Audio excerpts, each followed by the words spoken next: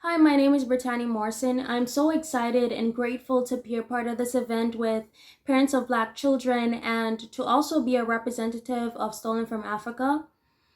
From my experience being a Black female within the school system and also within society, I've learned that you're either one, the strong Black woman, or you're the angry Black woman. And being the strong Black woman just simply means that you take everything that is put on you. So you're never rebelling. You're never, speaking your mind. You're never advocating and, really looking for what is best interest in the best interest to you. And always just like having that space for other people and making other people feel comfortable. And then you're now seeing as the angry Black woman when you start to push back. You're seen as stepping out of line. So now you're not um, doing what people want you to do. You're doing things for yourself. You're now doing things that you're passionate about. You're now speaking up for yourself. And, self advocacy is such an important piece because nobody knows you better than yourself.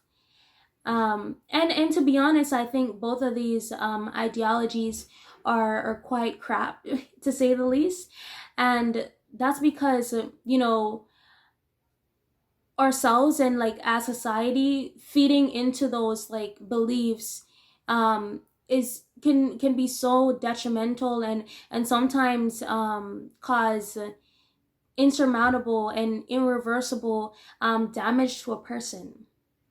And you're not the angry Black woman. You're not the strong Black woman. You are you, and you determine what that means. So I encourage and implore Black females and society to no longer feed into these ideas, for sure. Also, I would like to present a poem that I wrote entitled "If I Rule Tomorrow." The time is now, our time is now, the echo of a new generation. In knowledge and power we stand. The foundation is strong, but the goal is not yet reached, and so we continue to educate and elevate. We are wealthy, we live to see another day, because with life there's the ability to make a difference. I was always meant to be great, but I will not only speak it into existence, I will make a difference. I will take a stance even when it's hard. Open the door to the future and never look back. As we move into a world that is more socially aware, there's no call for statements like, go back to your country. See, white privilege is a thing, but as we come together in allyship and we aim to dismantle the system that was never built for us, only to carry out the white man's objective. No longer will I stand for overt and covert racism.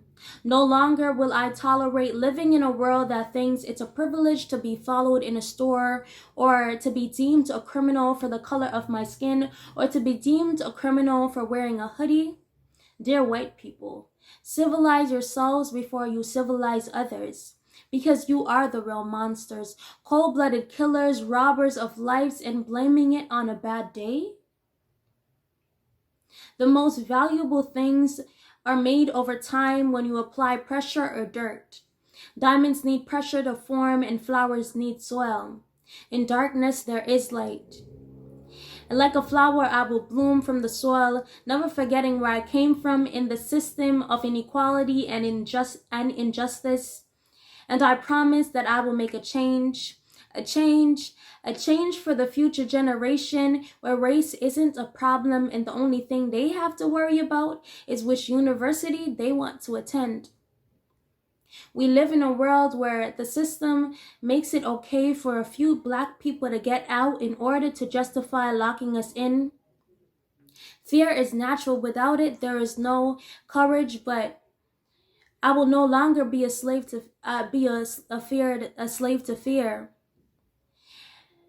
My ancestors laid the bricks and paved the way so I can step into my greatness as it flows so abundantly up under me through my veins runs power. If I were to rule tomorrow, what kind of ruler would I want to be? Riots, attacks, campaigns, no time to sit back, basking in my glory. But is it really glory if nobody around me can see the trials and tribulations that I've been through? There's no legacy. I'm just going through history. If the if if I can't lead the people of my society, there's no reason for my sobriety. So I choose to live up because giving up is not my pot of peace.